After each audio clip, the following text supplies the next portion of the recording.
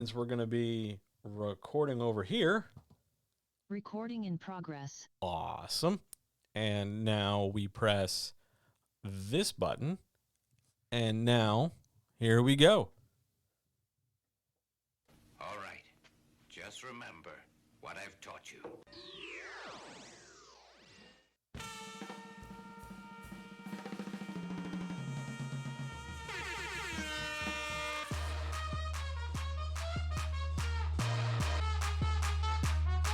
What the fuck is that?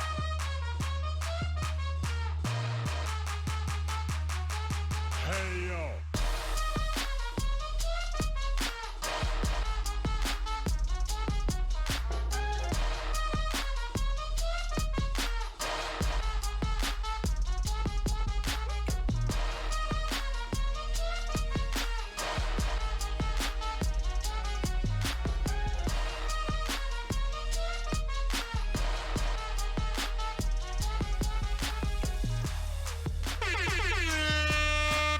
Let's go while we're young. Oh, yes. Smell that? That is new intro smell. And, oh, I adore that intro. That was one of this morning's projects, and I am so thankful that it is an ass kicker the way I thought it should be. Oh, that's damn fine. We're going to have to listen to that later, perhaps. Hello, everybody. Hi, how are you? Oh, my God, there's people here already. It is so nice to see you. Hi. How's your day? How have you been? Things good? You ready to do this? I'm ready to do this. Let's do that intro, shall we? Ladies and gentlemen, guys, gals, non-binary pals, friends, writers, makers, doers, creatives, dance enthusiasts, banger enthusiasts, streamers, wrestling enthusiasts, t-shirt owners, anybody who's ever known the pleasure of good slippers, people who like to sleep in cold, dark rooms, people who like to sleep next to people who like to sleep in cold, dark rooms, anybody who remembers the really cool shit of 10 years ago. And most importantly, the comrades. Welcome to the Writer's Chat for September the 15th. And through no fault of my own, I continue to be John Adamus, the writer next door. And it is my pleasure to be back in your ears one more time. So, thanks for having me. I hope you guys are good. Twitch, say hi to Zoom. Zoom, say hi to Twitch. Both of you, say hi to YouTube in the future because I'm going to manually update this. So, the internet, chat amongst yourselves. And if this is the first time you're checking this out, welcome. Enjoy the everything. Really, how this works is pretty straightforward. Since the last time we spoke, so about a week ago, I've been collecting questions from all across social media, and I've got a dozen killer questions right here that I look forward to answering, as well as the questions of those people in multiple chats. Twitch and Zoom today. Hopefully, my goal is to bring you some education, amuse you, interest you, get you writing, get you thinking, get you moving forward with your creative projects, whatever they might be. And maybe it's trying to get you to do it better in like a easier, less frustrating way, facilitating some success, perhaps. That's kind of where I'm at. I do, as much as I want to tell you why there's a new intro, other than like, oh my God, I love making new intros. I will save that story for Discord. So consider that the first tease of the night. Now, there's no sponsor. I need to make that clear. There was almost a sponsor, but then they said no at the last minute, not because of any other reason. They just realized that they were already busy, and plugging them for a thing that's not ready yet wouldn't do any good. But just imagine right here for the next like 10 seconds or so. 1, 2, 3, 4, 5, 6, 7, 8, 9, 10. I just read a dope ass piece of like sales copy to advertise this thing that isn't ready yet. Just pretend. Use the theater of the mind. And we'll go from there. Shall we march on to the first question? Are we ready for that? Are we ready to get like spicy right off the bat? Because yeah, we're going real spicy right away. Like, better get some milk or some bread, maybe a couple pickles, because we are going spicy from the jump. Here we go. John, what do I need to know when I want to represent a community I'm not a member of or cover an issue that in the past was handled differently than it would be today? Oh, we're going right there? Yeah, we're starting here. Here we go. So one thing I want to make clear, that some of this stuff is pretty flexible. And a lot of the times the answers I give are really, on some level, very suggestive. You can do this. You can do that. You can skip this. You can skip that. Very, very, very rarely do I ever give answers that are concrete, like that are etched in stone, that should be like felt on a DNA level for me. Very rarely do I do anything to that degree. This, however, this question, this concept, these things all tied together related to it, this is one of those things where it's like, you're going to do this way. It's for the good of all. Because when you want to represent a community of which you are not a member, and it doesn't matter what that community is, it's the fact that you're not a member of it. Your responsibility as a person from the outside looking in is to be a conduit for the voices, stories, and experience of the people in that community who are trying to go outward. Your job, no matter what, is to broadcast their truth through you. Now, a lot of people struggle with that because a lot of people are assholes.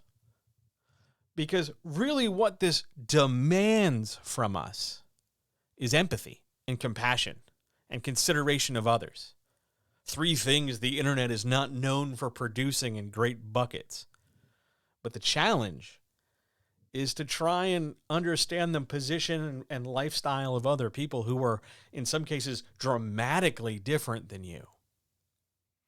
And if you're able to do that, if you're able to even consider that openly, this is going to be a lot easier for you, because the thing to do when you want to represent a community is make sure you have members of that community giving you not just tacit, superficial, bland input, but be really critical and have them be critical in return as to how you are shaping and framing the story that involves them. This is particularly true if you are, for whatever reason, framing the member of that community as the antagonist in your story. Because if you're not careful, there's going to be some asshole out there who's going to look at what you're writing and say, oh, well, because this one character in this one story is this way, everybody in that community must be that way. Now wait, hang on, hold the phone, because one of two things has probably just happened. One, there is some segment of the population who are sitting there saying, well, yeah, but one person's experience within a community is not representative of the whole. And I'm going to talk to you first, because you're correct. One person's experience within a community is not representative of the whole. Everybody's different. And it is unrealistic to go to every member of the community and ask for their input. You have to kind of make do with the limitations of only a few people's input. The important thing, though, is that it is not superficial input. And you're not dictating and saying, well, just because I'm talking to one person means they're everything. You are amalgamating. You are using the aggregate to compile information and represent them fairly. And if you can't do that, or you seem unwilling to do that, because that might mean you have to have some kind of prolonged, possibly intense interaction with people who look different than you, then you probably fall into that second camp of people I talked about, who had a response pretty much snap right off the bat of, man, we just can't talk about things anymore. Why can't we just do what we want anymore? And I need to let you know this very, very simply. Okay, come here. Lean in. Hi, you're a piece of shit. See, here's the thing you're missing. Other people have different experiences than you. Other people are going to have radically different lives than you. And if you had any ounce of compassion or humanity or decency, you would understand that it's the combination of all our experiences that move life forward. And your view however special you might think it is still one view amongst billions. And the idea that your view sits atop the pedestal, lording over all other views, is nearsighted and stupid.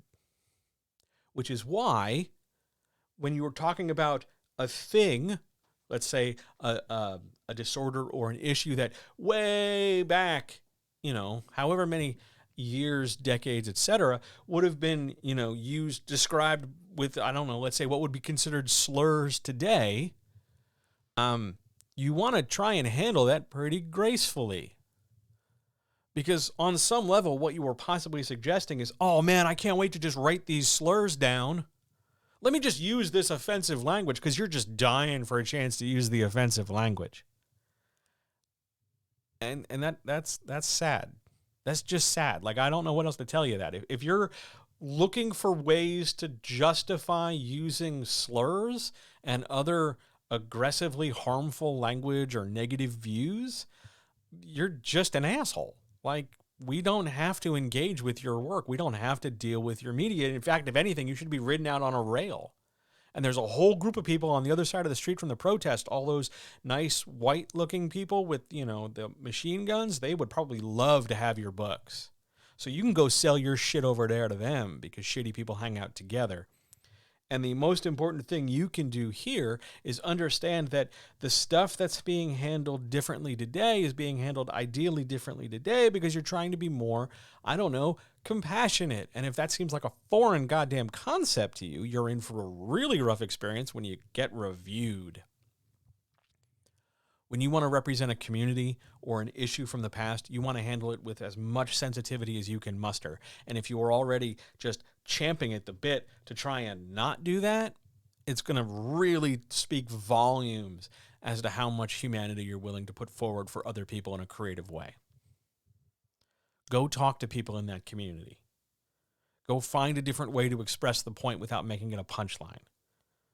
Do not enable racism, sexism, ableism, phobias, etc. through your work because you're too lazy to think of anything and you just want to go back to the way things were when you could just, call somebody a slur when you were 10 and it was no big deal. It is a big deal. It was a big deal then. You just didn't know any better. But now I'm hoping we all know better. So what do you need to do? You need to go talk to other people and find some empathy. And that's how we're starting the first question of the night. I swear to you, not all of these are spicy. I swear to you, not all of these are spicy. Mostly. Let's go to question 2. Oh, the hits just keep coming, you guys. Do you think... why is that locked? There we go. Do you think social media makes us better or worse writers? Okay. I think it makes us better writers and worse people. Is that a fair way to split things? I think social media for creatives can be tremendous because it allows us to connect with people we wouldn't otherwise have a bridge to. It allows everybody to promote their work and allows people to share their ideas and allow people to connect over shared interests or shared potential interests and possibilities. I think it's a really great tool for growing a creative community or a creative opportunistic community. And it can really help you learn from the experiences of others and see how other people shape language. And it can really help you become a better writer in a productive sense. Because you can find other people who can hold you accountable, or it can be information resources to you, or who can be friendly competition or unfriendly competition, or people who can do jobs you couldn't do. You'll find cover artists. You'll find editors. You will have other doors and things opened up for you through the power of social media. However,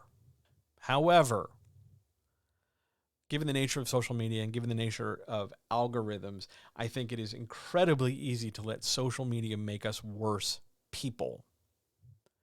Again, see previous question when we talked about a genuine atrophy in empathy and compassion. That's sort of, I don't think people are grossly entirely devoid of it. I just think they are very shriveled and very underfed elements of their existence.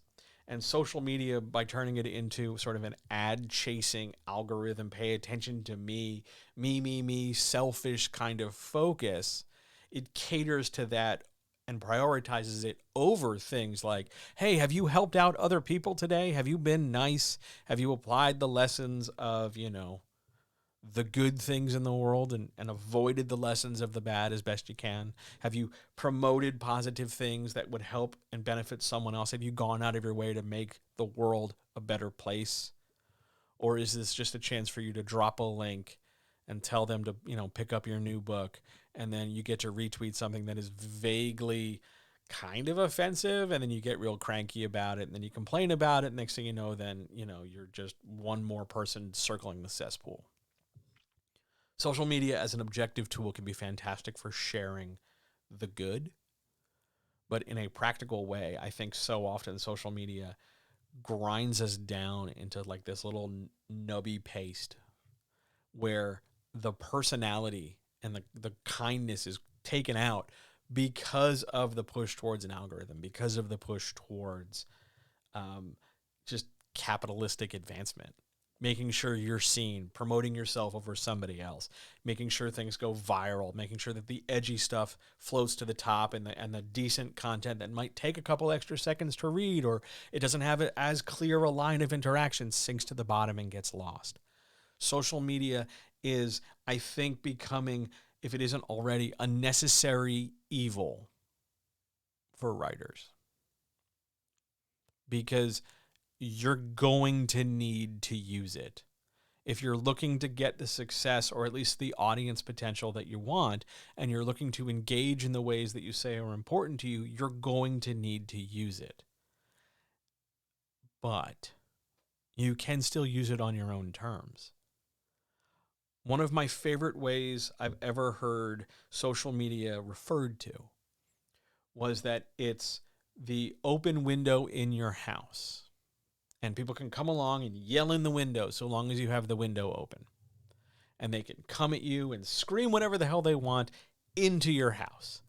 Whether that's, angry things or happy things or puppy-related things or baby-related things or things about butts or whatever, root beer-related things or whatever. But you also always have the ability to close that window and say, you know what, I don't want this kind of yelling coming at me.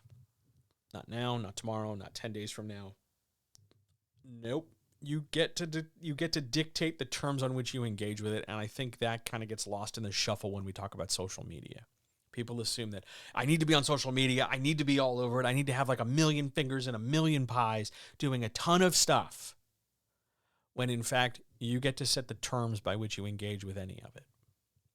Not the least of which because it's free, mostly, but because you still get to act on it or act with it however you want. You don't have to let it make you that bad a person. You don't have to, go to either end of the range in terms of like, I'm going to be hyper performative white lady activist, all the way down to like, I'm going to be the most trolly racist who ever raced or trolled. You can find the big giant, Z-score in the middle, where you can have your own definitions and your own terms for how you engage. And you can use that space and use that ability you have to leverage becoming not only a good writer, but a good example of a good person in what is generally considered a bad space. The only way we're going to kind of turn the thing around and mop up the hazmat spills that are social media is by a concerted collective effort to change how we all engage. Some people are not going to do that quickly and quietly. Some people are going to go kicking and screaming and let the chips fall where they may on some of those. But I think overall, social media is something that can still be engaged with on your own terms. Just think that over. I know before we move to question 3, I know I use social media in the worst ways when I got started. I was an addict. I was high. It was terrible and awful and messy. And I used social media as essentially glorified text messaging because I didn't know what the hell it was. So if you dig far enough back, I said some terribly insensitive things and had amazingly one-sided conversations with all different kinds of hooligans and delinquents and criminals and things because I just thought it was like text messaging. I was wrong. I apologized. I will continue to apologize, and I'll continue to do better going forward. But by and large, social media is it's what you make of it. And I think to make blanket statements like, oh, it's all trash, avoid it, I think that undercuts the ability you have to make it anything different. You perpetuate the bad stuff when you intentionally choose to incredibly disengage. Just keep that in mind. I'm going to go to question 3, shall we? Let us march on. I swear they're going to get less crunchy. I promise. They will calm down. I wrote these questions. I typed them out. They get better. Maybe not right away, but they will get there. Question number 3. Can someone self-publish a nonfiction book about a sports team without that team's prior consent? And if they can we put the team name in the title? Okay, just for the record, I spent money answering this question. I spent in the $100 of dollars getting an answer to this. I paid a human being for their legal expertise because I am not a lawyer. And while I am sort of familiar with the idea of self-publishing in nonfiction, I wanted to get a concrete answer because you deserve a concrete answer. And while I know a lot of things, I am not perfect on many of them. So where's my piece of paper? Hang on. Here it is. Here. That's me tapping the microphone. Here's the piece of paper with the answer on it. Can you self-publish a book about a team without their consent? Yes, if. And the if is large, big neon if. Because if you talk shit about them, if you trash them, if you say they're garbage or you make allegations against them, then they will more than likely come after you. Like, that's bad. Like, don't suddenly go and say that, Team X, well, you know what they've been doing for 30 years? They've been, smuggling drugs in chinchillas for decades. Like, don't do that. But if you're just mentioning like, hey, look, it's Team X. Yeah, that's fine. And if you want to write a book that recaps the history of Team X, let's say their formative years when Team X was little Team X or something. Yes. So long as you are not disparaging them, so long as you are not causing them injury or inhibiting their ability to perform their job, like you're trashing them and then going on like national news to broadcast and, make a whole fuss. You can do that. And yes, because you can self-publish without their exact express written consent, because you were talking about them rather than recapping them, you can use the title in the name of the book. In fact, it's probably to your advantage from a marketing standpoint to use the title, because otherwise it's not going to be entirely sure. It's not going to be entirely sure what it is you're talking about. So to answer your question, yes and yes. But tread carefully on this line, because it is still up to the team to determine whether or not your comments defamed them. You might have said glowing things about it, but if they're looking to pick a fight, they can still pick a fight. So tread carefully. Great question. Thank you for making me go talk to my friend who I haven't talked to in months. I appreciate it. Okay. I'm going to get a mouthful of water. Thanks for asking the question, Dave from Zoom. It was awesome. It was a good one. Anybody, Zoom, Twitch, elsewhere, questions? I'm going to get a mouthful of water. Fire away. And then we will move on to question 4, which is, I think, like the not spicy question of the day. How would a publisher deal with a submission like that? Very carefully. 2 things would happen. 1, the publisher would go through the manuscript with like extra attention to make sure that there's very few ways, if any, where the team can raise a fuss. And 2, they're going to look at how they can market it. Because if you're writing a book about Team X and it's likely that, or at least in our hypothetical example, that your book about Team X is just kind of be put out into the world and maybe like 60 people will see it and that'll be the end of the day. They will try to market it based on the sales or notice potential of the thing. But first and foremost, they're going to go through that with a fine-tooth comb because at least as a publisher, they're on the hook. they're on the hook before the writer's on the hook. Although I have to tell you, things do trickle down. So the publisher gets on the hook, and then the publisher turns around to the writer and says, well, you're also on the hook too. So they would do so carefully. I've only been in one situation where somebody in nonfiction got real cranky at a writer about what they said, and they didn't go to court. They were able to settle sort of in like just a bunch of exchanged emails, and the end result was like the writer and the editorial team of which I was a part were like, we got yelled at a lot. Like this guy was just all bluster, and then I got prohibited from going to China for 3 years, and that was about it. And then it just sort of went away, which was fine because I wasn't going anywhere those years. I was busy doing drugs. But yeah, on the whole, the publisher tries to not get thrown under the bus while also trying to maximize the amount of attention and money they can make from the situation. That's how a publisher would handle it. They'd probably farm it out to another company, actually. They'd probably bring an expert in to give the same opinion I just gave you.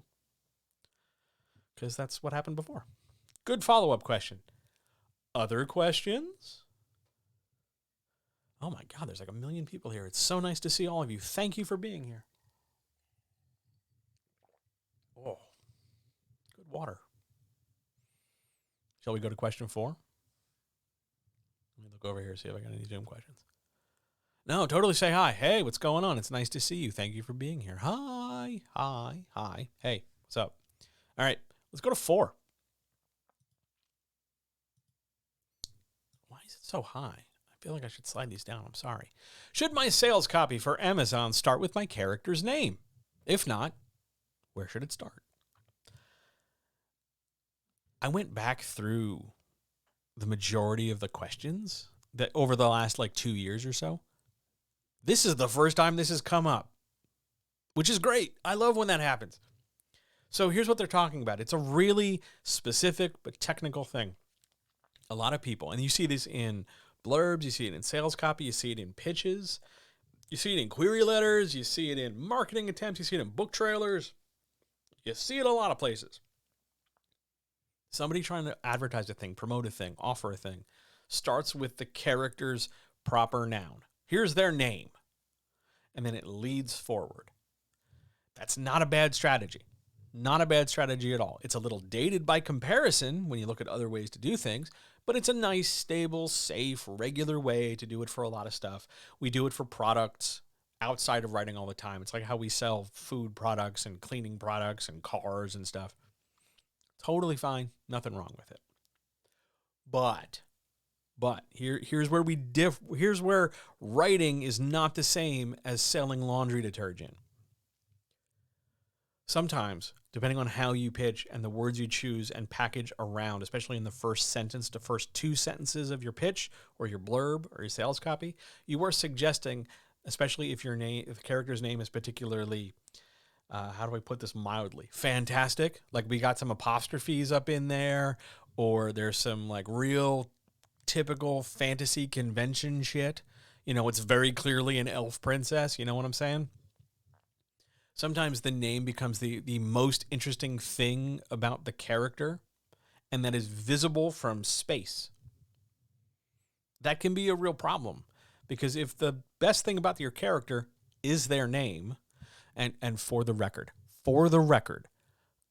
if you're in one of these chats right here, and I don't mean listening to this, I mean present today in the course of the recording, and you're wondering to yourself, is this me? Is he talking about me? I'm not talking about you. Just so we're clear.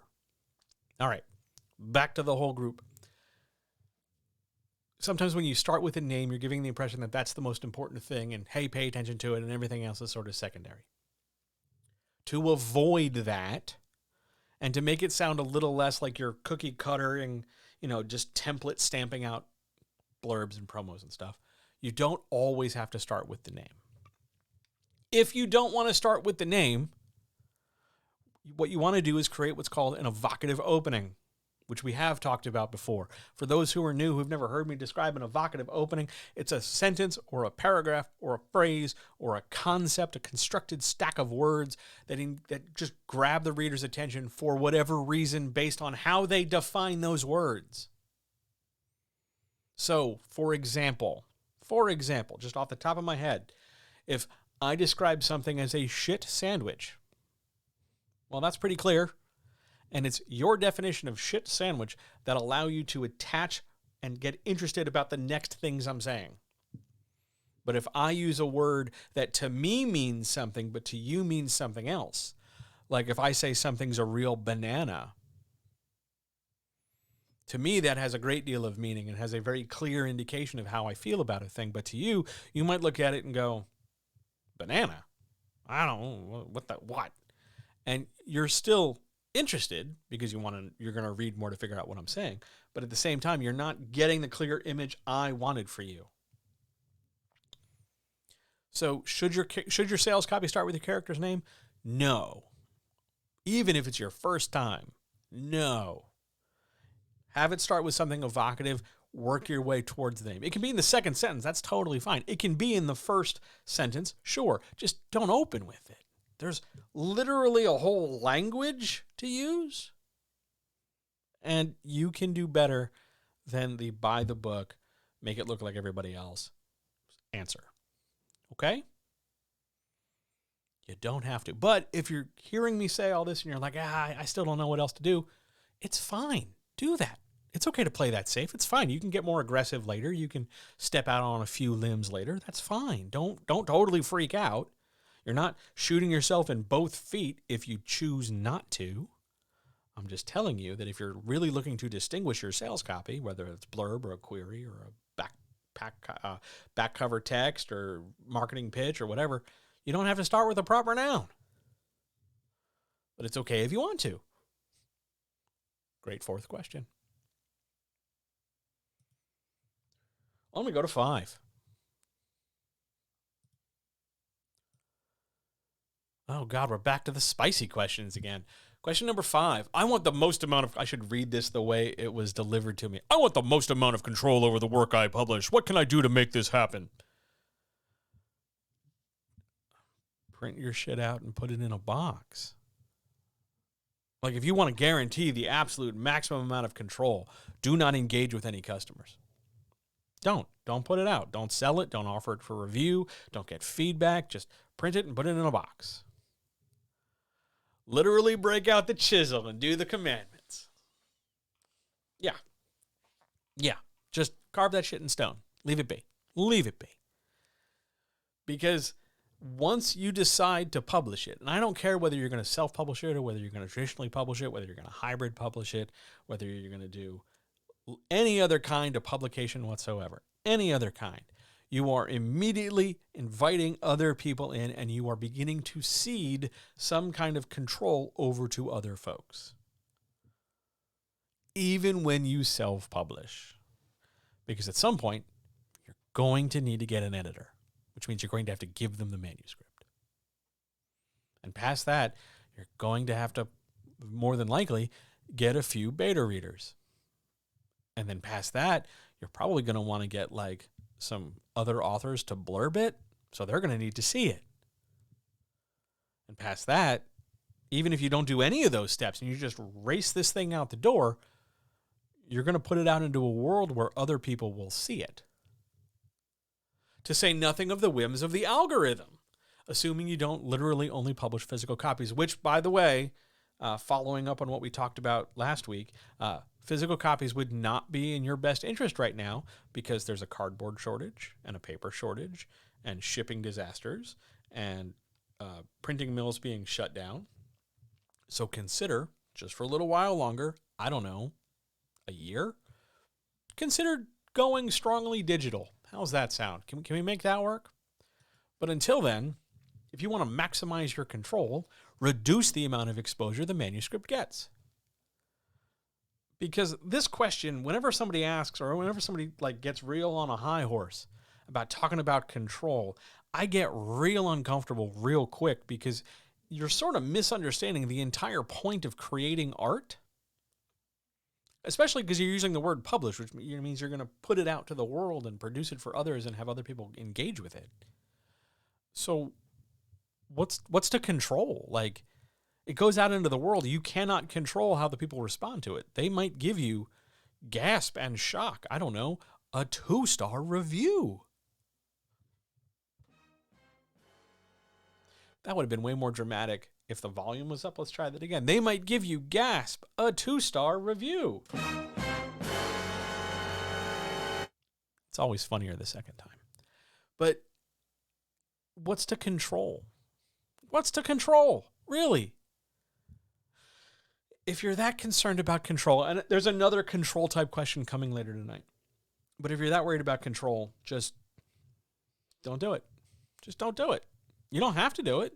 You can write a story just for yourself and leave it for yourself and say, I wrote a book, and then go on about your day. That's totally fine. Nothing wrong with that. Prince did that. He's dead now. But Prince recorded whole albums and shot whole music videos and did whole private concerts where he recorded it and then didn't release it because he just didn't want to. And that's fine. Now, I'm not saying you're Prince. I mean, for one thing, Prince is dead, so he's definitely not listening to this. But on the other, you still have that same luxury of not being able, you don't have to publish it. You can just write it and walk away. But the minute you're like, oh no, I want to publish it. Well, this is what you get. This is what comes next. This is what you do. You publish and it goes into the world. Live with it. That's why we want it to go out the door in the best shape it can be. Control it while you can so that others can enjoy it later. It really can be that simple if you're willing to let it be. Let's march on to question 6.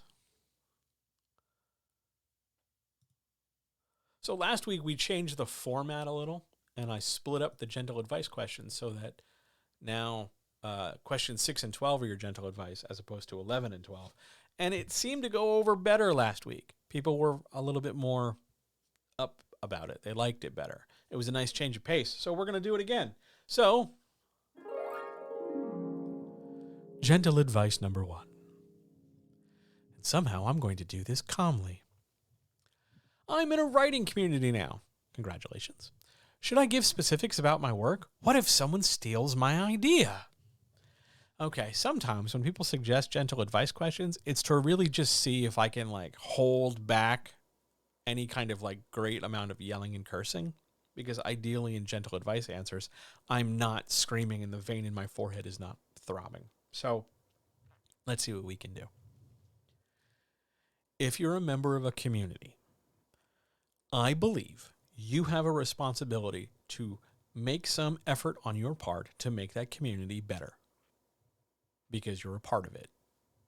And you're responsible for your part of it.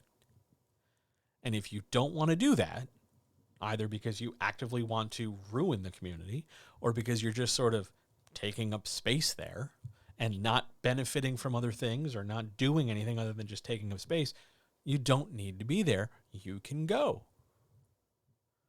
But I believe a community is really critical for creatives. And I believe that within a community, there is a real opportunity for everybody to get better, to be exposed to other people's ideas and the way they're writing and the way they're creating and what they're creating and what they're writing. And it's an opportunity for support, and it's an opportunity for, all different kinds of interaction. And it can all be very positive, all designed or all at least directed towards this idea of improving things as much as possible for as many people as possible. And sometimes, depending on the circumstance, depending on the activity, you're going to have to talk about your work because it's a work in progress, because you're going to ask a question about something and, hey, I could use a hand. And these two questions, should I give specifics and what if somebody steals my idea? They kind of seem to be like the Wonder Twins from Super Friends. They just kind of always seem to be a package deal, and one of them's okay and the other one sucks. I'll let you figure out which Wonder Twin is which. But there's this two questions that bundle up together. Should you give specifics about your work? Yes. How else were you planning on getting help without giving specifics? Because if you go real vague, because you're trying to protect your whatever it is you're trying to do, it's going to be really hard to like get you a clear answer. Because if, for example, let's say, I'm answering questions and you ask a question, but rather than be specific about like, hey, here's my character, this is what the arc I'm trying to do is, this is where they're at, how do I fix it? And you just tell me instead, like, how do I do a character with an arc where like kind of sort of this maybe happens, because you don't want to spoil anything for whatever bullshit reason, or you've got some kind of, you've convinced yourself in some way, shape, or form that everybody's out to take your shit. It's really hard for me to help you when you won't give me the specifics, because I don't know if you know this, but editing and coaching, they work better with specifics, because a lot of the advice, a lot of the, hey, here's how you handle it, is incredibly tailored to the person and what they're doing. There are not as many generalities as you would imagine, because art and language are incredibly flexible. So, should you give specifics? Yes. And now we're going to deal with the second half of this question. What if somebody steals your idea? Okay, there's a couple different ways I want to approach this. One, from a technical standpoint first. That idea you have, I don't give a shit what it is right now, but that idea you have is a combination of brain chemicals and electricity right now. It's just floating around. Maybe you've written it down. But for the by and large most part, people are like really trying to protect an idea, which is an abstract thing, which is not protected by any kind of law, because it's just brain chemicals and electricity. It's only when we transform that idea into media, like writing it down, where we get some kind of protection, particularly for that iteration of that idea, meaning those pages are protected, not the idea in those pages. But those pages in that idea presented that way, that's what's protected. That's the technical side. Let's come over here to the more comfortable space where I'm at. There's two other things I want to talk about. One's a bit more abstract. We're going to do that first. And then we're going to get more concrete. But we're going to start with the abstract. I believe you should be excited that someone's stealing your idea. I really should. Because that means your idea is exciting to somebody else. And who doesn't want an exciting idea? For example, let's suppose I describe to you the really awesome dinner I just had. And let's suppose I describe this really awesome dinner to you when you're really hungry. You might turn around and go, oh, that sounds delicious. I think I'm going to do the same thing for dinner. Great. Steal my idea. Now, you're not stealing my actual meal. I've already consumed it. But the idea, you take it, go, do with it, run with it. You hear me talking about it and go, oh, I think I could make it even better because I'm going to add this and I'm going to do this and I'm going to, have an even bigger root beer with dinner. Fine, good. Awesome. Great. Take it and go. See what you can do with it. Everybody's ideas can and should be fuel for other people's ideas, because that's how we grow a community that promotes ideas and popularizes having ideas. Also, I don't know if you know this, but you will have other ideas in your life. That's how brains work. That's how brain chemistry and electricity get together. You're going to have loads of ideas. Being hyper extra married to this one, you can still use it even if somebody steals it. I made air quotes. It's fine. But let them take it. See what they do with it. Do you not listen to a lot of music? Do you not look at what's going on currently in television and movies? People are lifting beats and ideas and stories and hooks all the time. We have like 4 different versions of Cinderella right now. Fine. Do whatever. Let them. Now we're going to come over here to the last part. A bit more practical. If your membership in this community makes you feel as though you cannot be comfortable or that you cannot trust other people in this community, then you do not need to be a member of that community. Forgetting entirely that they're stealing your idea, whatever. But if you just don't plain feel comfortable there, it doesn't feel encouraging or welcoming. It doesn't feel like it's a place where you get to express yourself. It doesn't feel like, it's a good fit for you rules-wise or behavior-wise, or it doesn't do the thing you want it to do, or it doesn't work the way you want and you can't seem to make any changes to it. You don't have to stay. You don't have to stay. There's the door. Use it as you like. It's totally fine. But don't fall into that trap propagated by social media, where somebody talks about one edge case where one person one time heard about their cousin whose best friend in Trinidad had their one idea changed. And then, that's why nobody else, this third and fourth and fifth and sixth hand hearsay, should be, taken as gospel truth for everybody else. I'm sorry, Nikki. That's just not how this works. You don't have to stay. You don't have to perpetuate the idea that everybody's out to steal your shit. One, because if everybody's out trying to steal things, there's nobody going to be making anything. And two, I don't know how to tell you this politely, but you're not that special. You're just one more person. You're a special person because you're you, but collectively measured against the entirety of mankind or humankind, you're you. You're one person. Your ideas are great, but let them be stolen if they're going to be stolen. If you're that great at coming up with ideas, your next one will be just as good, if not better. Let them steal your idea.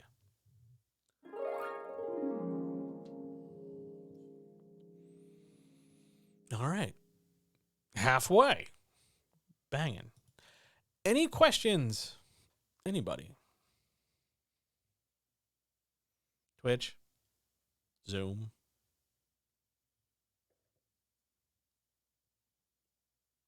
Is there a name for words that go together when they're treated like opposites despite them not being Oh God, it's a grammar question. Is there a name for words that go together when they're treated like opposites despite them not being opposites, like sun and moon? Well, sun and moon are, yeah, those are called contextual opposites. I mean, specifically sun and moon are contextually opposite each other. Despite being two celestial bodies, they are not dynamically opposed. They're just framed as oppositionally separate because one shows up in the daytime and one shows up in the nighttime, although arguably, scientifically, they're both always there because that's how space works. You are looking for contextual opposites. But if you're looking at a more crunchy, is there like a word in Greek for it? There is. I can't remember it off the top of my head. And I'm not about to pause the entire chat and go over 2 rooms to the closet and the blue Tupperware and the blue plastic tote labeled College 3. And in one of those notebooks, I don't know which one, but in one of those notebooks, there's probably an answer. But you're looking at contextual opposition. Because you can also do it for characters. You can also have it where they're not, the white hat and black hat cowboys, or they're not the fire and ice guys. You're just looking at 2 different, equal but separate things. Google was not helpful at all. Yeah, surprisingly, the giant corporation is not helpful. I'm shocked. Shocked, I say. Shocked. Can't believe it. Other questions? Oh, that's good tea. Good tea. All right. Other questions? Zoom? Zoom, you're very quiet. Everything okay? I'm assuming everything's okay. You guys are just silent. We're enraptured. Oh, is that what that is? That's delightful. I love being in rapture. Ooh, that's awesome. Thank you. I appreciate your grace. Anybody else? Other questions? Anywhere? For anything? I should point out, for those listening on YouTube after the fact, you can leave your questions in the comments. Yes, the delay seems shorter today. There's 2 reasons for that. 1, I'm not trying to upload to YouTube while doing this. And 2, I changed some of the settings in streaming because I can type different numbers into a box, and that makes a difference. I don't understand. I don't care, but that's what the 12-year-old with the YouTube video taught me. So that's what we did. Hooray. So back to if you're listening to this after the fact on YouTube, you can leave your questions in the comments and I will answer them, or I will tell you to come back in a later week and I will answer them then. But feel free to keep the conversations going. I'm supposed to make finger guns, apparently, because that's what other Twitch people do. I don't know. I think I'm just too old for that. But anyway, other questions?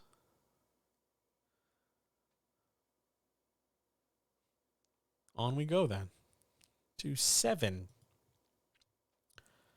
Oh man, we're back to the spicy ones. What are some signs I'm improving as a writer, and what happens if I don't see any of them? Oh boy. Okay, here are some signs you're improving as a writer. First and foremost, you are finding more and varied ways to express the ideas you have in your head. You're becoming more fluent with the language, and your descriptions are improving, not in terms of their quantity, but in terms of their quality. You are able to express your ideas in more effective ways. You are not relying on the same verbal or grammatic crutches or shields. You are able to spin words together in a new way to put that same image in somebody's head. That's the biggie. That's the big sign of improvement, which I should point out, you're not always going to be able to evaluate on your own. It's almost always going to take at least one iteration of bouncing it off another person and getting some feedback. But by and large, that's still going to be the biggest sign. Your ability to be more descriptive, to develop more ideas, to be more effective, to evoke more from the reader. Sign number 1. Sign number 2. Equally big, but different. You are able to produce despite distractions with fewer excuses.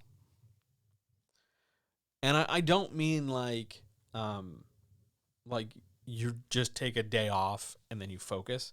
I mean like the same routine has been existing. And I don't mean like flexible days. I mean like the day-to-day regular stuff is a sense that you're able to just produce no matter what the day is, no matter how rough and tumble it is.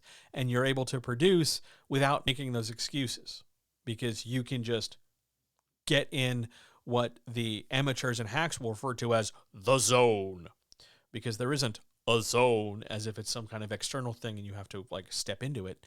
It's not that. It's the ability to just focus and move forward despite incoming interference and interactions and distractions. Focus improves as your writing improves. Now, don't freak out. Don't freak out. I can see some of you out there making this face like, but my focus is getting worse. Does that mean I'm getting worse as a writer? No. It doesn't do that.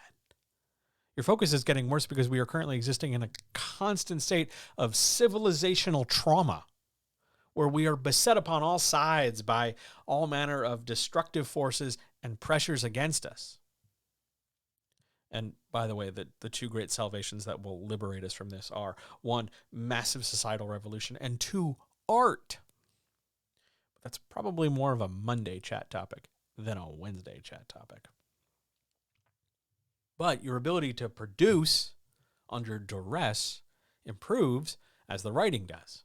And that's because of the 3rd sign, confidence. As you get better at this, you stop asking the permission-seeking questions. Is it okay if I write this? Is it okay if I do that?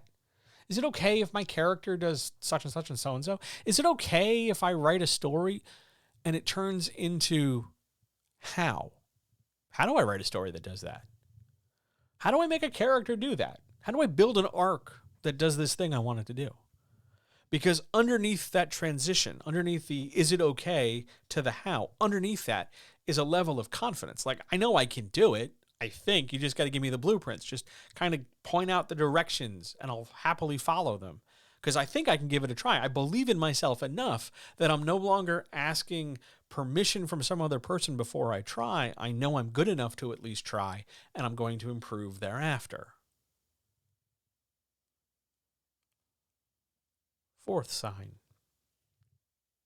You can actually point in the text where you are no longer making the same mistakes you were making before. This is especially true if you've ever been edited and an editor or somebody points out like, hey, you're using all these that's, or you've got all these commas, or you've just got M dashes everywhere. And they get pointed out like, hey, this is how this works, not like this, or hey, this is a run-on sentence. And over time, over the course of writing, because you're getting feedback that is actually practical for you and it's explained in an engaging way, and it's actually, sort of rationalized to you and expressed. So it's not just like, hey, don't do that. It's don't do that because here's the answer, so that you actually feel like you're gaining some knowledge. Then you make fewer of those mistakes. And the writing improves because it's no longer being held back by like, okay, yeah, we made some edits and 520 of them were commas. We've dispensed with those because you're no longer making those problems. Now we're on to the actual story stuff like, hey, do you know this character? They disappear. Or, hey, this character, they suddenly, I'm pretty sure they're not this name anymore. But you can point to an absence of pre-existing problems. Those are the biggies. For me, those are the big four. Now, what happens if you don't see them? Well, one, you're being really, really critical on yourself, and you're not giving yourself a chance to see them. Because they're probably there. You probably have more confidence, but you're also being more vocally critical of yourself. You're probably making fewer mistakes, but you are fixating on the ones you do make. You are probably writing more frequently despite distractions, but you're now more critical because you're writing more often. You're probably no longer asking permission because you're too busy asking after the fact if things are all right. You're just not giving yourself enough of a chance to see that, oh yeah, you're doing fine. And you've got to let yourself do fine because that's really important. That's one possibility. By the way, the suggestion for that is just keep going. Here's an unfortunate other possibility. You're not going to see those improvements because you've hit the ceiling. Your personal ceiling is right there. And I hate to tell you this, everybody has a different ceiling. And you can try your best, and you can do a lot, and you can get pretty far.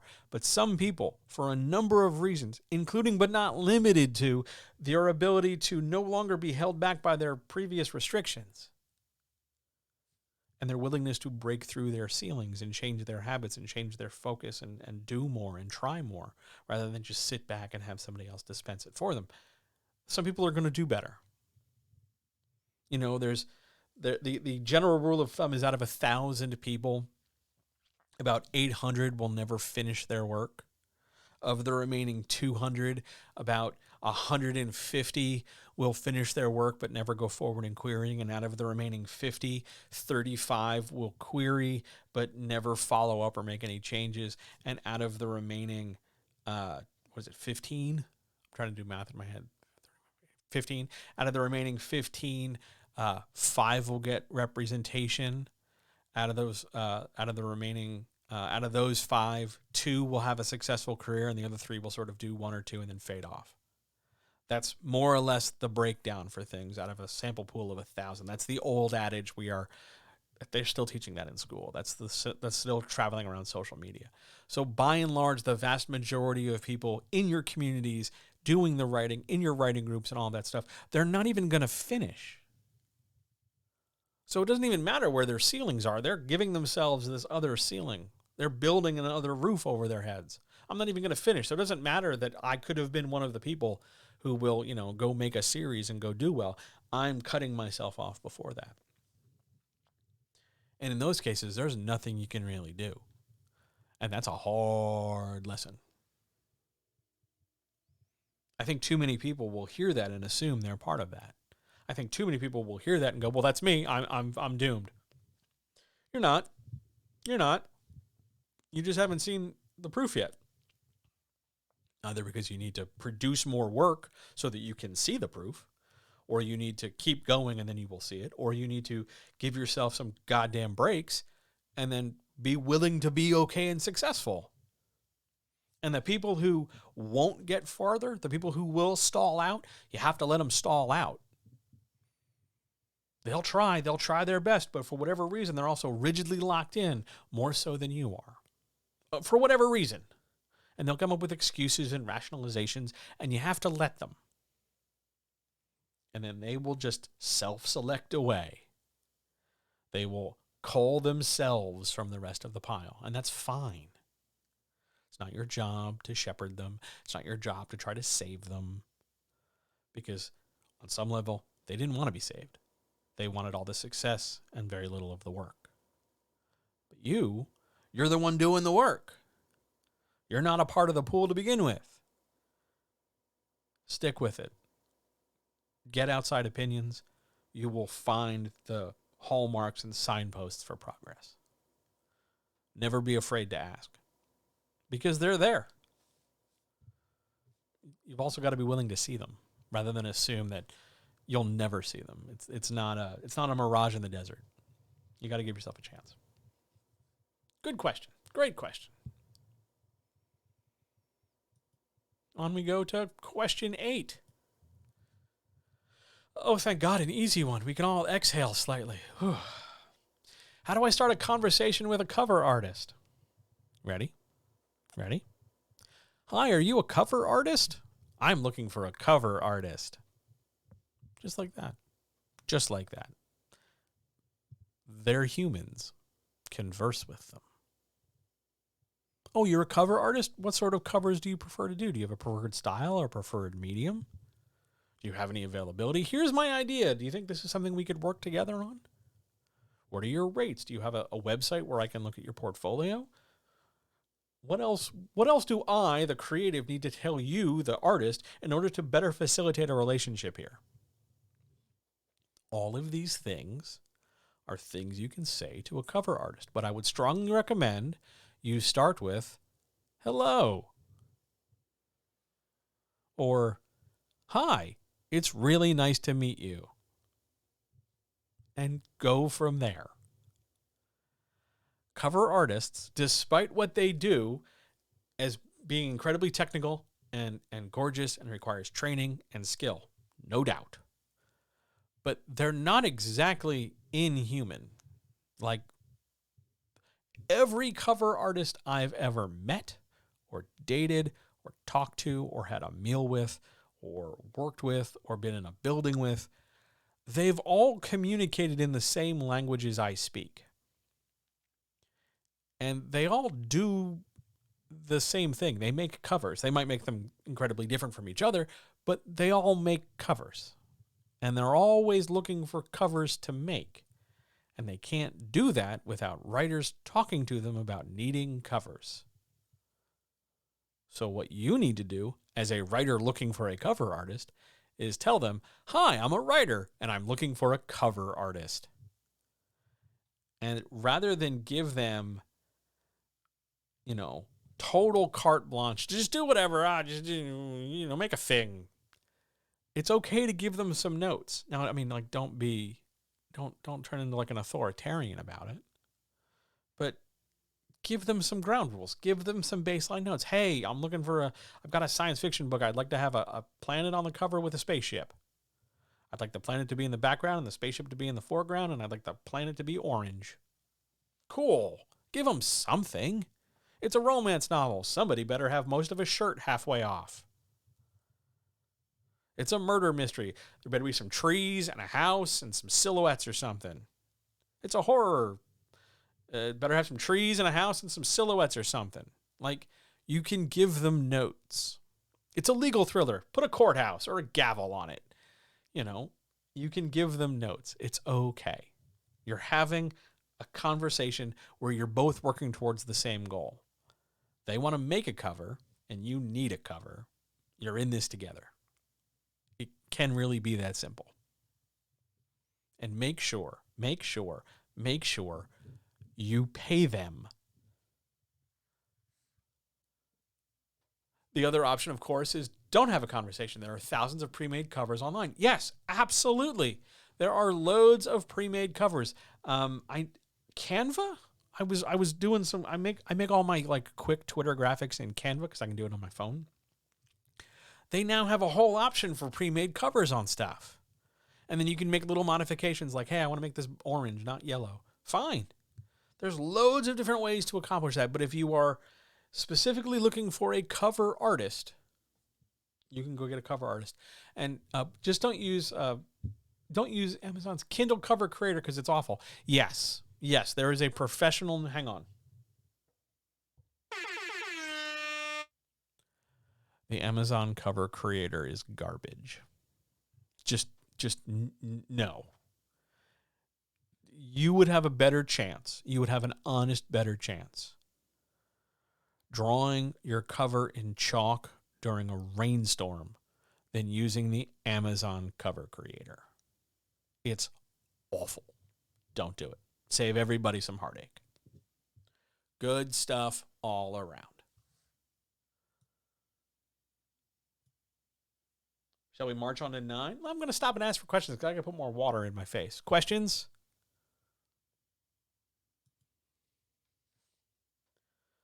As we plow forward, it's barely been an hour. Holy shit.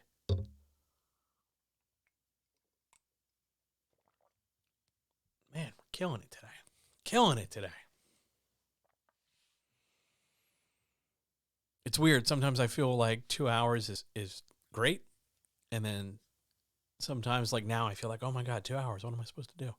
Do I have any thoughts on needing a cover to be genre appropriate? Or is it better to be original?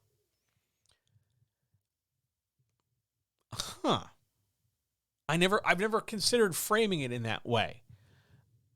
I think based on their genre, there are very well-tread. Yeah, I understand within the genre. I got you. I think genres dictate certain expectations, like science fiction, spaceships and planets. Legal thriller, put a gavel on it. Horror lately has been doing like spooky trees and houses. Romance has been doing like shirtless bipeds for I don't know how long. I think what you really need to do is blend the two together. You want to have a cover that develops some kind of interesting idea, some kind of hook to encourage people to pick your thing up. But you also need that cover to sort of create an expectation as to, okay, this is what this kind of story with this kind of title and this kind of cover and maybe this kind of back blurb help paint a picture of more or less what to expect. Because it's not like we are looking at a book like War and Peace and then we're flipping the thing open and it's a comic book about, the chicken crossing the road. You want to make sure that your cover stands out to some degree, that it's original to some extent, but it still develops something to attract the consumer. And I think the word I'm getting hung up on in your question is appropriate, because I don't think covers need to be limited by genre. You could take, let me think of a book I just read. Runaway Jury, because I have that I spent a credit on that in an Audible, because it's a long-ass book, and I can put it on while I'm doing housework. That cover is boring as hell. It's orange and black and green, and it's just tame. And you could throw that cover out the window, keep the title, and package it in a load of different ways. You want to put a courtroom or a jury box in there because it's a legal thriller. Great. You want to do it because it's sort of a tense psychological thriller. Then you have just two people silhouetted and chasing each other. Fine. I think you need to be willing to lean more towards original and attractive, appealing to people, than to fit the conventions or norms of your genre. Be willing to sacrifice genre structure for appeal. That's how I'll answer that question. Just took the long way around.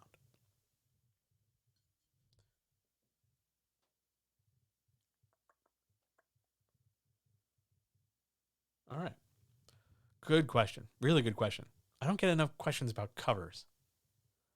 One day, I hope to have like a segment, like an actual segment where I'll make like a stinger, where we will like display covers and then dissect them. I haven't quite figured out how to manage that. There are buttons for it I haven't pressed, mostly because I'm just afraid. I want to play with it on like a Monday. But I definitely want to like dive deep on some of these things, covers being one of them, because while I cannot art for shit, I can at least eyeball a cover. Other questions? Other anythings? Twitch? Zoom? We will mobilize to 9, which is not spicy, but it is technical. Though I could make it spicy, I suppose. It's not a great deal of spice. It's a McChicken level of spice, if that makes sense. If I can express it that way. It's spicy in name only. It's got a vague dusting of spice. All right. Shall we go to 9? Let's go to 9. Question 9. How are sales expectations set for first-time authors? I don't want to get dropped by my publisher. Okay, first of all, please don't live in fear that you're going to be dropped by your publisher. Lots of things have to happen, and lots of things have to not happen in order for you to get dropped. You've made the team. You've been picked for kickball. You're okay. You would have to colossally not kick the ball in order for them to no longer put you on. You'll be fine. But let's cover the expectation for sales, because I'm pretty sure this question wanted me to give them numbers, but I can't give specific numbers because every publisher is going to set different numbers for everything. And there's going to be 2 factors that determine the numbers they give. One, it's going to be publisher size. Bigger publisher, they're not going to set as high expectations for everybody because they're a bigger publisher and they can absorb a loss or a slower sales period than a smaller publisher. They have more money, they have more cushion. But a smaller publisher, like a first-time publisher out the door or an early publisher earlier in their growth, they don't necessarily have the capital to absorb a loss like that. So your size of your publisher is going to help inform sales expectations because they're the ones with the checkbook. They're the ones holding the money.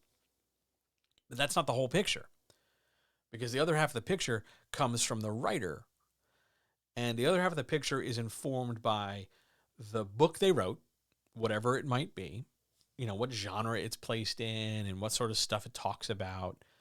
And, is it an epic fantasy, and has epic fantasy just been done to death this month? Or is it, too similar to another work that's also coming out?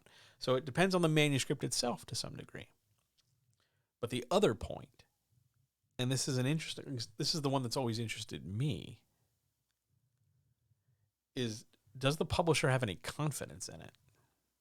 Let's suppose for a minute that you've written a great book. It's in a very popular genre, and the publisher is very hyped to publish it. They know exactly how they're going to market it. They're going to do this very specific chain of ads, this very specific set of videos. They're going to incorporate this, and they're going to do this, and they're going to do this thing and that thing. And they have a very aggressive plan because they really like the book. That happens. That happens quite a bit. So those expectations for something they're really pumped about, something that, they have a lot of investment in terms of time and hope, those expectations are going to be lifted because they're putting more effort into it. As opposed to a book where they're still confident that it's good. This isn't a question about it being good. There's got to be that baseline good because they've been accepted by a publisher. We hope, right? That's always the finger crossed behind the back kind of thing. We hope. But we've got this baseline already, so everything else on top of it is subjective. Because you can have a really good book. It's written well. It's got some possible legs to it in terms of how it's going to reach the audience. But the publisher doesn't have a whole lot of confidence because the author isn't bringing a whole lot more to the table. You can write a banger of a book and it can have terrible sales expectations because you're not bringing an audience to the table. You don't have a strong, support structure. You don't have a pre-existing newsletter base or a long email chain or possible consumers or some other audience. You're just somebody who wrote a book and you're coming in cold. Those expectations are going to be way, way, way, way, way, way lower, because you're starting off from essentially a cold call. You're starting off without any sales momentum under you. Even with the most aggressive marketing campaign you could imagine, billboards and neon signs and high-profile stars doing live reads, all that stuff, without a pre-existing base, the expectation is going to be lower. Because a publisher is looking for predetermined, like countable, what are called countable sales. You're bringing, let's say, 200 people on a newsletter list, and they can figure that, let's say, half of them are going to buy the book. That's 100 sales. They can't carve in stone and guarantee, but they can definitely push for. That's a big deal. There was a question in chat. Is it important to build that up first? Yes. Yes. Hugely now, more so than ever. The more you can do to grow something supportive or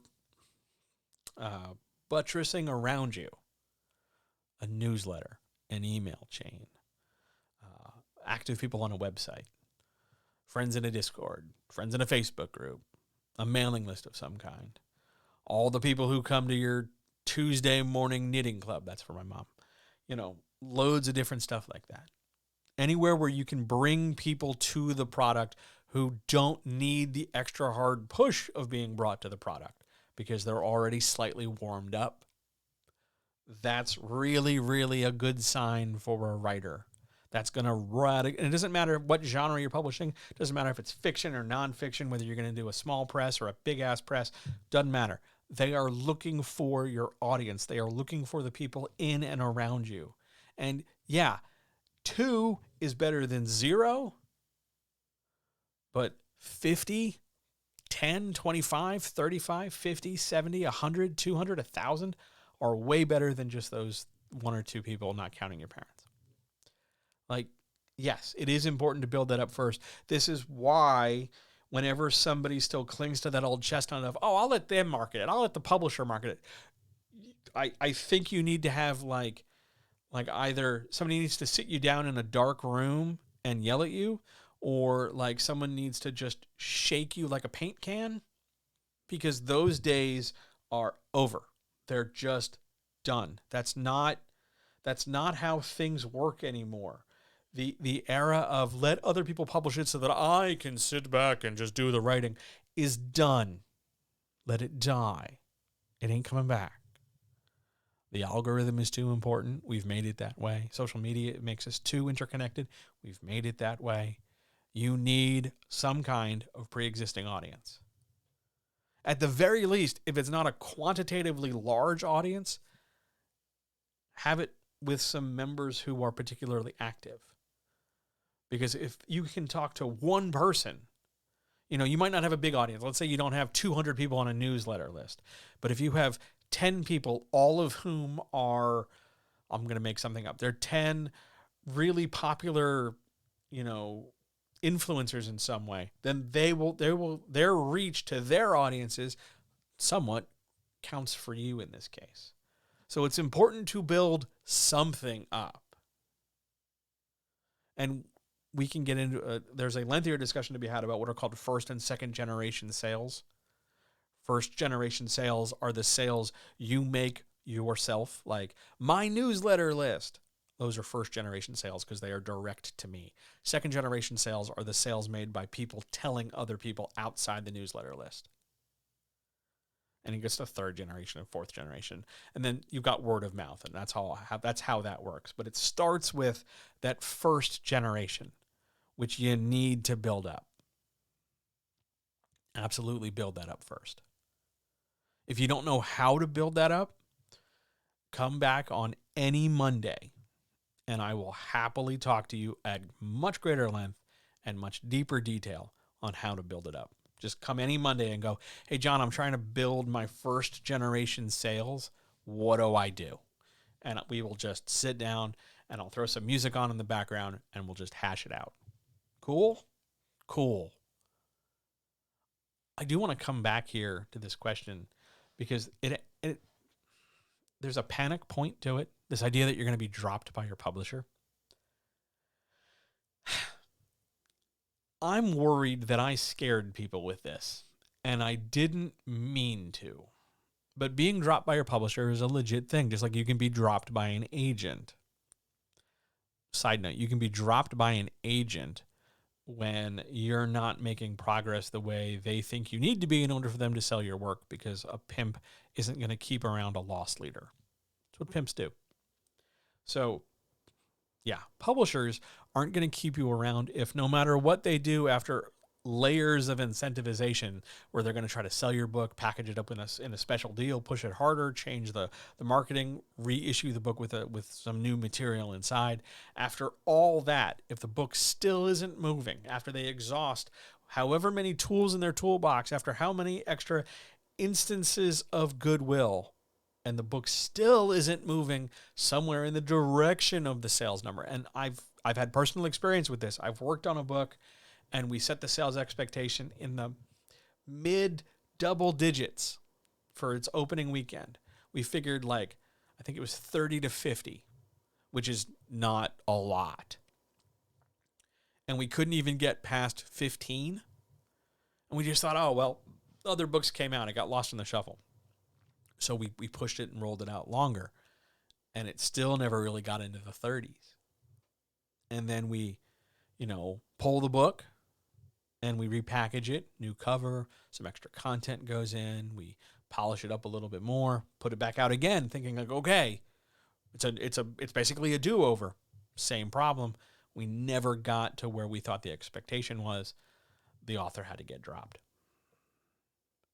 And that sucks. That sucks for two reasons. One, because the author gets dropped. But two, the people on the publishing side kind of get frustrated that hey, we thought this horse was going to win the race. We thought this was going to work out. We look stupid now.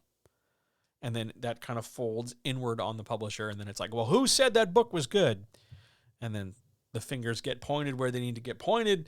And then people like me are I was the one who said the book was going to be good. And then it wasn't good. And I still feel shitty about that, 15 years later. Just nature of the beast. But don't assume that just because, you don't have this massive audience on day one that you're going to get dropped. It takes several missed hurdles, several significant stumbles along the way before you get dropped. Don't assume it's one and done, because it's not. Great question. Excellent, excellent, excellent. On to 10. Any other questions so far? Else we will go to 10, which is not spicy.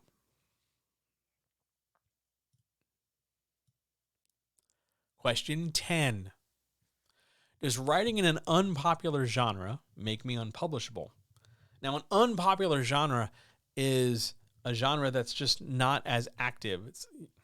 Unpopular is probably the wrong word to use here, but it's a niche genre or a small genre or a genre that doesn't get a whole lot of attention. This is stuff like Napoleonic War history or British farce or satire or creative nonfiction or dramatic Western or tragic romance, where you're sort of more or less kind of in the ballpark of a certain kind of fiction, but you are a very, very, very, very, very small slice of the pie. And it's a valid question. If I'm writing in this small little niche, am I unpublishable? The answer is no. You're not unpublishable. The only way you're going to be unpublishable is if you are swearing up and down that you are definitely genre A, but you're coming across as genre B and you are refusing to see it. And you are refusing to make the changes that either an editor or a publisher or your beta readers or your partner or your mom or your, third librarian cousin who you see once a year, whatever, in the face of change and in the face of suggestion you double down on rigidity. That's what's going to make you unpublishable. But just because you are writing in a very small niche does not make you unpublishable. It is, however, going to require you, the writer, when talking to publishers, to know that you're writing in a niche. And that's all you can do. If you're, let's say you're writing tragic romance. In your query letter, you'd want to use the phrase tragic romance. That's a romance where one or more of the partners dies for whatever reason, whether that's illness or injury or magical evil curse from beyond or whatever. It's a romance built around a tragedy affecting the protagonist, not like a disaster or something. It's a disaster romance. It's a totally different thing. Also a niche, though. But you need to know what niche you're in. And you need to know that when you say that niche, sometimes some publishers, especially like the young people who do the submitting or do the submissions revisions, are going to look at it and go, I don't know what that is. And they're going to have to ask somebody or Google it or, call me up on like a Thursday morning and go, what the hell is this? And I explain it to them for $80 an hour. You're going to have to know you're in a niche, and you're going to have to know that while it might off-put some people, other people, the majority of people are going to go, oh, okay, and move on, because it doesn't make it unpublishable. It's just sort of like identifying the flavor of ice cream that you like. Do you like ice cream? Yes. What kind of ice cream do you like? Oh, butterscotch ripple. Out of all the flavors, you picked the one.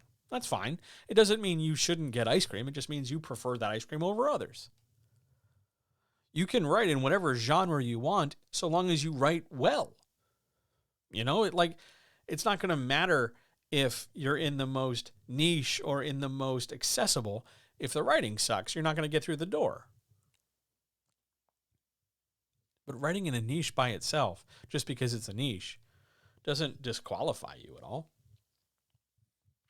It might mean you have to have a conversation down the road about marketing, because maybe you want to play up the fact that it's a niche in a certain way, because let's say you're writing tragic romance, then you're going to want to frame the marketing around the tragedies, sort of pull people in. You're going to use a lot of like darker colors perhaps, or you're going to use a lot of like really haunting font and typography choices. But there's loads of different things you can do to play into the niche, as opposed to making it this sort of this outlier where it's just kind of like, yeah, it's a niche, by the way, tiny itty bitty over here. No, you want to lean into it. It's worth leaning into. It's a publishable thing because it's still a genre. I mean, shit, we're still producing epic poems in dirges. So, yeah, your unpopular, minor, tiny itty bitty genre is just fine. Don't panic. Great question. On to 11. Nope, that's 12. Hang on. 11. Do you still offer help me marketing for writers? Yes. I should explain. Okay. Way back, the Writer Next Door offered 3 things: coaching, editing, and marketing. And the marketing was legit marketing. I would sit there and I'd write your tweets and I'd give you a map and I'd follow it, and then you'd pay me and you'd sell your stuff, whatevs. And I offered this, and two people took me up on it. They were crickets the rest of the time. So I had coaching clients, I had editing clients. I would answer questions about marketing in chats. I would answer questions about marketing in the Discord. I'd answer questions randomly. People would just email me and I'd write them back. But when it came time to offer the service, crickets. So I pulled it off the list because coaching and editing is more than enough. And it's honestly, it's where I prefer to spend the majority of my day, because I don't know if you know this, but writing tweets sometimes is just boring, because it's just about making a schedule and then walking away and then coming back and staring at it, which is a little bit duller than I like to do, frankly. But I would always offer especially for clients who knew, like they'd move forward in their production schedule or they'd move forward with their plans and then they'd freak out. Oh my God, I'm going to publish this thing.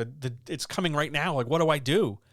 And they need a roadmap. So I would offer them emergency break glass in case of marketing strategy. One simple PDF with 3 options. Try this, try this, try this. They are each successively bigger or harder than the other. They require a little bit more direction. They require a few more steps. But if you do one of these 3 strategies and you kind of follow it according to the page, you'll be fine. Because it was the same sort of stuff I'd been doing when I had worked in traditional publishing marketing, or when I had directly marketed other people's stuff, or when I marketed not books in creative fields. So I knew what I was doing.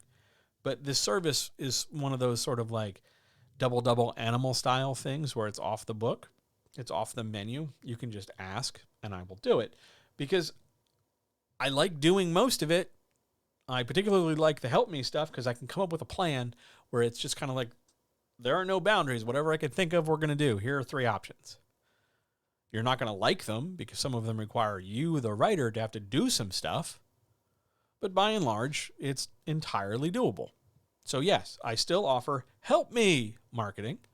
It's just not advertised on the site or the book an appointment menu because it's one of those things where you come talk to me if you want to do it. I like doing it. I enjoy it. It's creative. I actually so here's a fun John Fession. When I'm doing your marketing prep, I'm probably juggling or I'm playing with a yo-yo. They help me think. So I have specific things I juggle for a specific genre because I'm a giant dork that way. Just, I felt like sharing that piece of information. But yeah, I will happily help you market. You just have to come talk to me about what you want to do and what you're unwilling to do and what you want to try and get to, and we can lay out the particulars. It's no problem. Yes, it helps to be a client to do this. It helps to have sort of a pre-existing relationship because I don't like doing this cold anymore, but it's something we can definitely talk about. What do I juggle for crime? They're 3 neon green pyramid sandbags. They're like little bean bags, but they're triangles. They're giant D4 if you're a gamer. They're real squishy. The cats like to chase them. I juggle those for crime and horror. I have weighted heavy bean bags for like science fiction and fantasy. And then for other stuff like romance, I have like these real squishy, old, beat up, like old fashioned leather ones that I've had for like ever. I'm not a very good juggler, but the motion, like the repetitive activity of it, distracts me enough to really let me say something like, oh, we're going to market it this way. And then it helps. I've been doing it forever. And at those times in meetings where I've not been able to, like, if I've ever gone, like back in the day when we could visit people and do things, and I'd have to sit in a chair and try to contain, like, I fidget a lot. I probably fidget less now than I did before because I can get up and move around. But when I had to like go places and do stuff, it was torturous. So yeah, I juggle when I do marketing work. But yeah, that's what's up. But yes, I still offer help me marketing if you want. All you ever got to do, same with everything else, whether it's editing or coaching, you just have to come ask me and say what you want and we'll figure it out. You just have to come talk to me. It can be that simple. Good stuff. All right. One last call for questions. Well, not really the last call because I'll ask again, but let's just check in. Everybody good? I'm seeing a lot of people here and it's awesome. Thank you so much for being here. Thanks for the incredibly like action-packed Zoom space. That's new. Thanks, guys. It's been a long time since I had that many people in Zoom. We started in Zoom, by the way. It was just me and Zoom and this soundboard. And actually, even before then, it was just me and that USB mic. And over time, it's sort of grown, and I'm digging Twitch. I haven't forgotten about you, Zoom. You're my first. We all remember our firsts. But We're incorporating more things. The world is growing and spinning. So yeah, Zoom, good to see you. Twitch, you guys are great. YouTube, you guys are less great, but you're growing on me. You guys are kind of fussy about that whole copyright strike thing, but hey, we got that straightened out today, didn't we? Cool. Other questions? Other things? Else? We'll go to 12. 12 it is. Gentle advice. I use a lot of metaphors and similes to make my points. Is that going to be a problem getting published?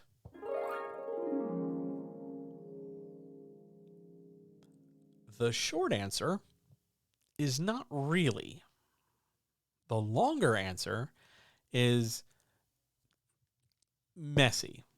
One, it depends on what the metaphor and simile is built around. If it's a really abstract point you're trying to make, like you're trying to compare a character's action to something hyper specific that the majority of the audience isn't going to understand at all. Like you're trying to write for a very broad mainstream audience, but you're making a reference that's only going to be known to the people who grew up in the geographic area you're referencing. Or you are creating a comparison between two things that are just not comparable. You're trying to get across how a character feels, and you're somehow mentioning, your grandfather's old Chrysler and a parakeet, and the things just don't seem to be coming together. It's not the fact that you're doing it. It's the fact that they're not serving the narrative. They're not serving the story or making things better overall. That's not going to be a problem getting published so much, because there are going to be publishers who are willing to say, hey, that's fine. We just put it through a more rigorous edit, scrub those out, and we'll put it out. Some people, though, are going to look at that in the manuscript reading stage and go, this manuscript's a mess, and then tell you to go get it edited and then come back. But sometimes it's okay. Sometimes it's a part of a character or a narrative voice where you're trying to sound like somebody who's using a lot of metaphors and similes.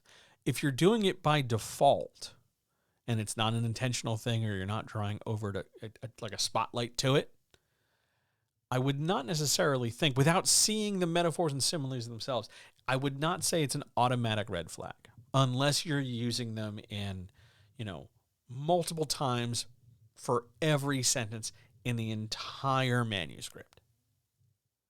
But beyond that, I don't think it should be a problem. There's going to be an editorial note you'll get post submission in the mid publication stage, where they're going to say something like, I'm trying to think of the technical language they'll use. They'll say something to the effect of, your structure lacks confidence, or you're not being decisive in your text. And those are the polite editorial ways of saying, hey, rather than try to compare this to other stuff, why don't you just say what it is? And that is something worth considering.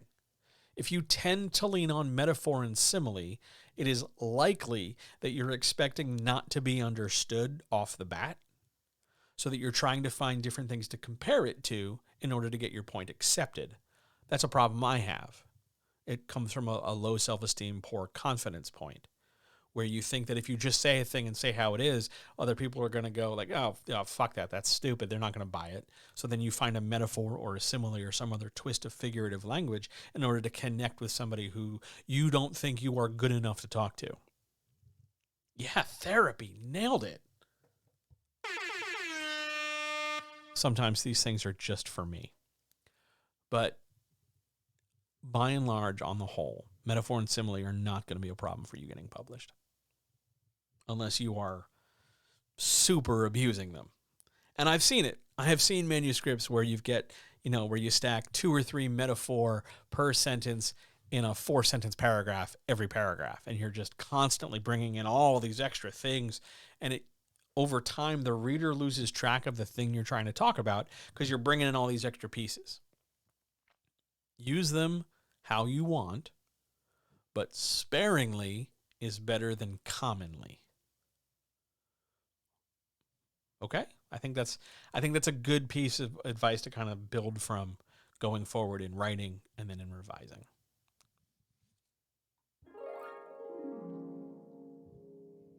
All right. Good question. Thank you for your gentle advice. Any other questions? Anybody? Anything?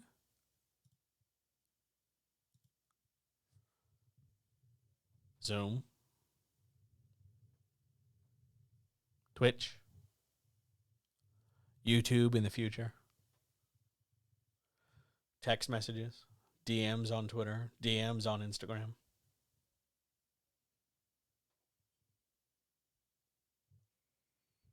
All right.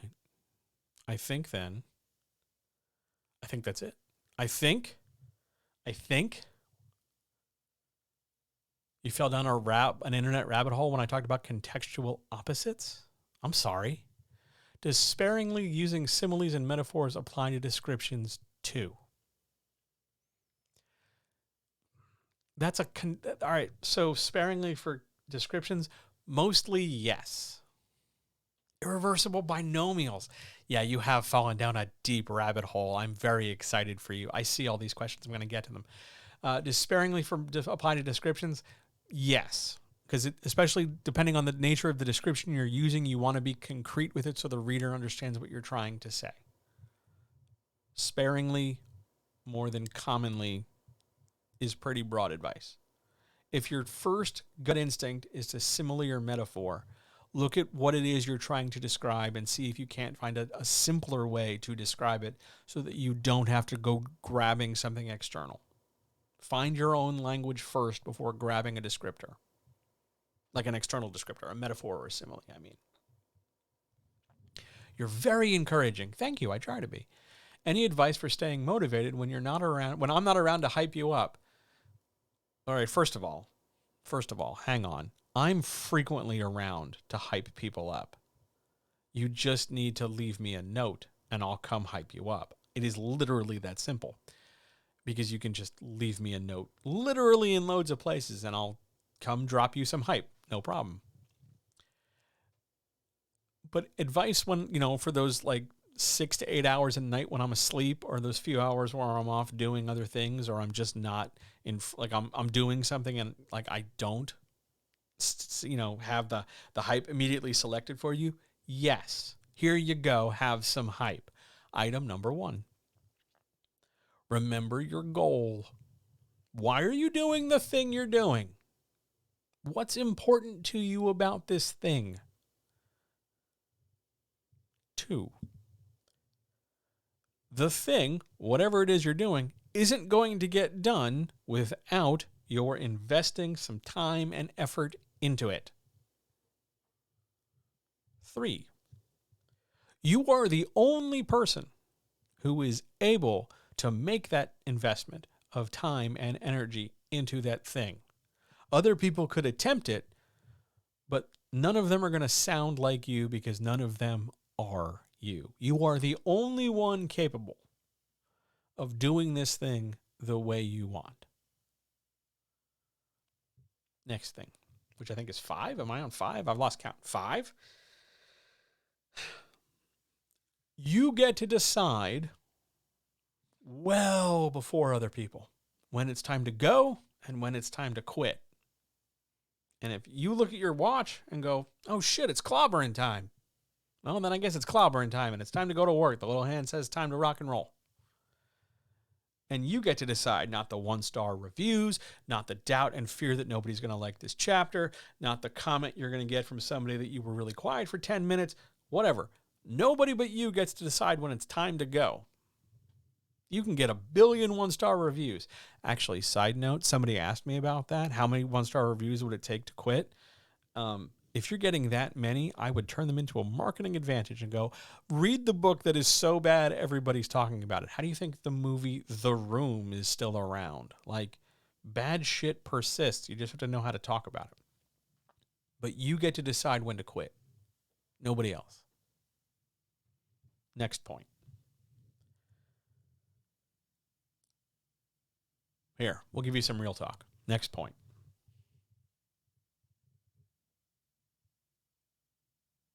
If you don't do this for your reasons, what else are you willing not to do? This is your art. This is important. Forget for a minute. Let's put the capitalism down to the side, comrade. Let's just think about this for a minute, purely in the sense of I'm trying to make a thing. Whatever it is, doesn't matter. Trying to make a thing. Who else is going to do this?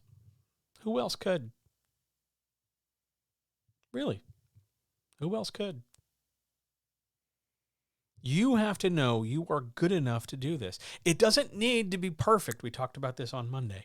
It does not need ever. It never needs to be perfect. It just needs to be done because no one else is going to do it the way you do it. And who cares if this one isn't as good as the one you make 2 things from now? That's fine. It better not be.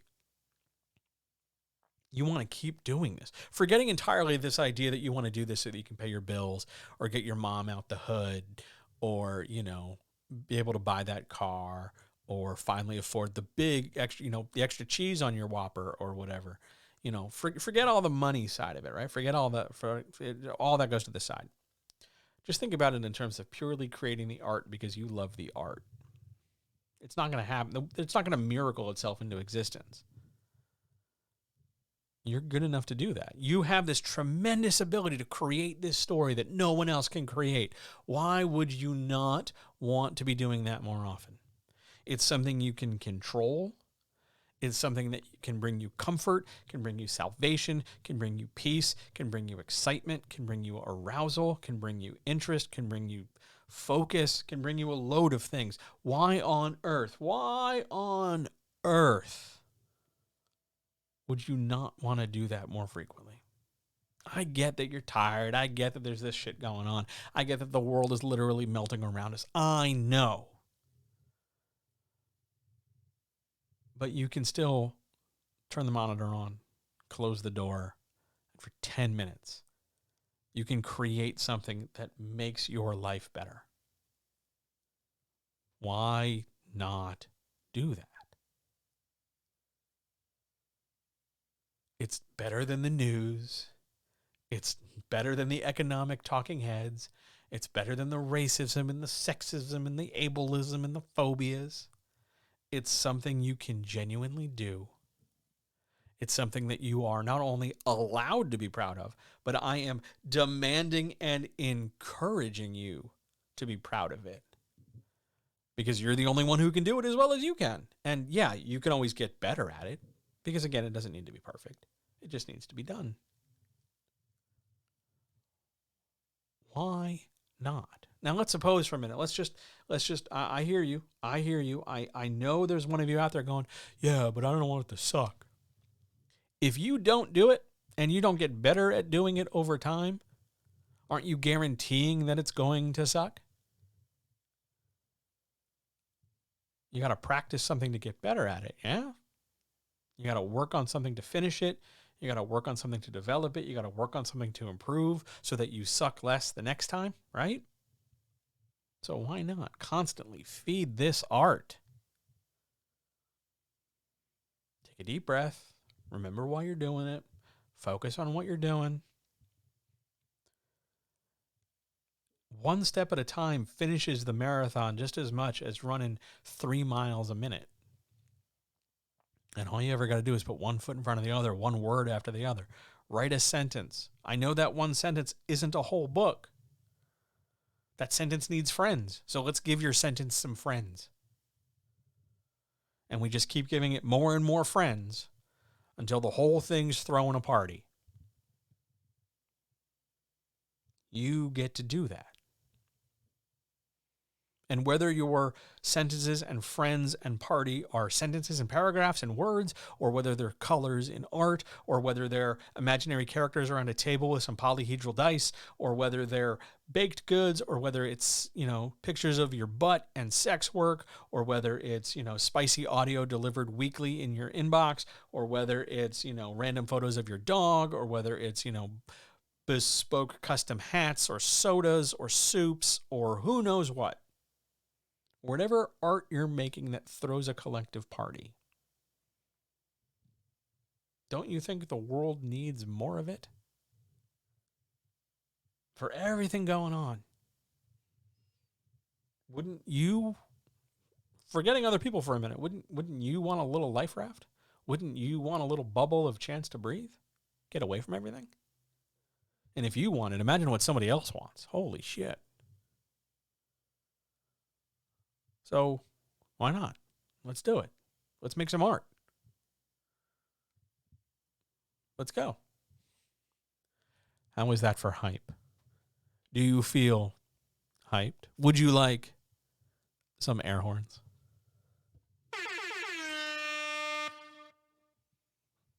You're welcome. All right. Anything else, anybody? Did I get all the other questions? Let's see. Got the one on metaphors.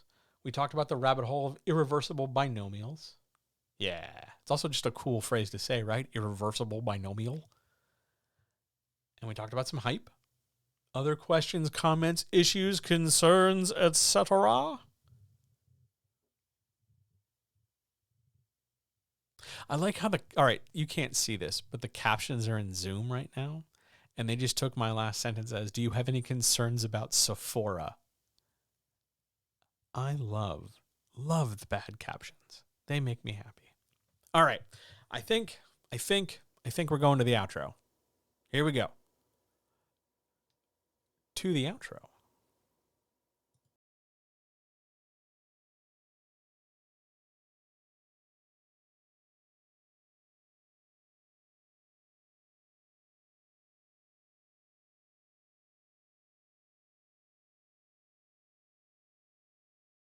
Guys.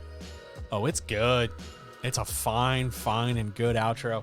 Thank you so much for being here. I really appreciate it. Thank you for coming and checking this out. Chat blew up. All the chats blew up. It was fantastic. Thank you. Just, I love you all. It was wonderful. Thanks for letting me play out some new music. Thanks for letting me check out some new stuff. Thanks for letting me talk about hype and irreversible binomials. And yeah, I'm digging this music, right? It's killer. I'm getting good at this.